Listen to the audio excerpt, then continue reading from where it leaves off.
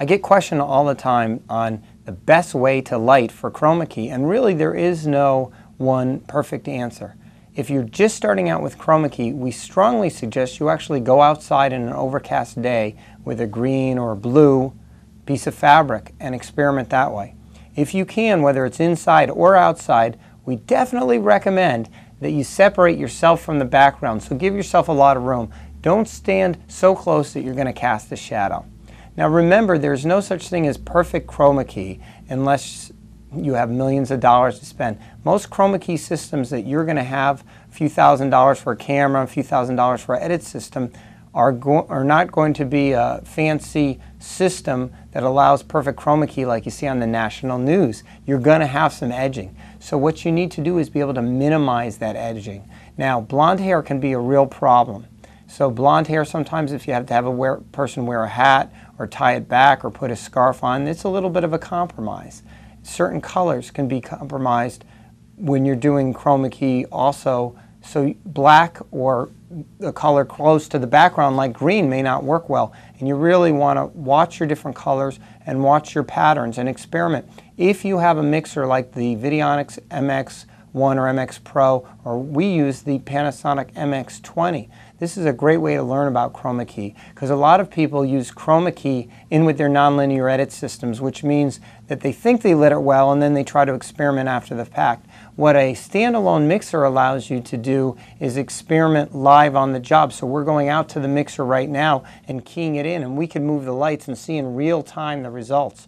And even if you want to do this for your lighting setup, use that mixer as a reference and then go back later and key in. It's a great way to make sure your Chromakey is balanced out, because you're getting real-time results. While we're recording me right here, my staff is actually looking at the monitor and seeing the background, and we've adjusted the lights as best as possible. Yet you're also going to see some edging either around my hair or around the clothes. That's because you're never going to get anything perfect. Now another way to sort of cheat the Chromakey system is to put a background in that's close to the background color that you're using to key on. So we're keying on green, and if you have some forest and trees, you may hit upon that one that works really well and doesn't notice the halo or edging that well.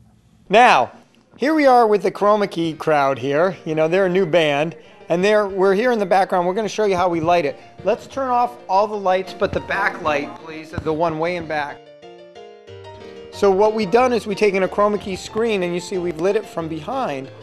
And then the other thing that we do is we have a amber gel giving them a little edge.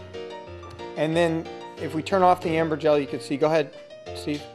So now, and turn off the other amber gel. I think there's two of them. We have two little lights lighting them. So here they are backlight, and let's put on the softbox, the big softbox here. And then let's put on the second one. So now we're sort of lit from behind, and then one of the second softboxes is actually helping fill in. What I want to show you guys another setup right now. What I want you guys to do is come forward, and would you pull this soft light back, and what we're going to do is use this soft light on the background. And Steve, would you turn off the backlight? So if you're in a situation where you don't or can't backlight, and we've backlit with the inexpensive quartz halogen work lights, and so now the back is lit by a soft light, and we have one light, another medium light on our crew. Okay, so now we've lit from behind from one softbox, and we have this softbox here getting the forward shot, and then that softbox getting the back shot. Now the other way to light one of these situations is to use this light right here. Yeah, right here. Turn that on and point it at the back. Turn off the softbox, please. I'm just going to show you the least expensive way to do it. Is one 500-watt light on the background. Only the 500-watt light on, please, if you will. Yeah, now point that toward the background.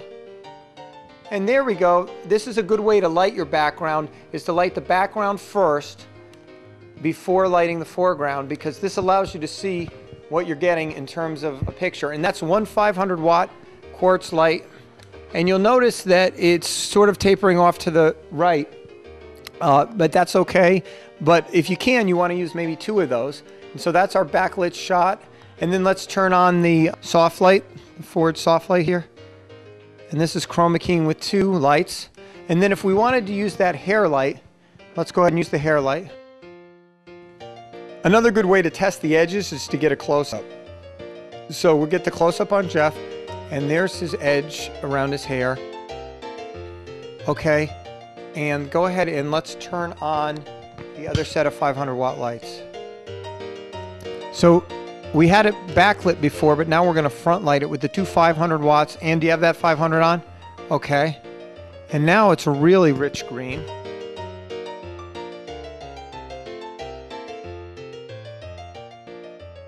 Steve is going to aim an amber light toward their hair.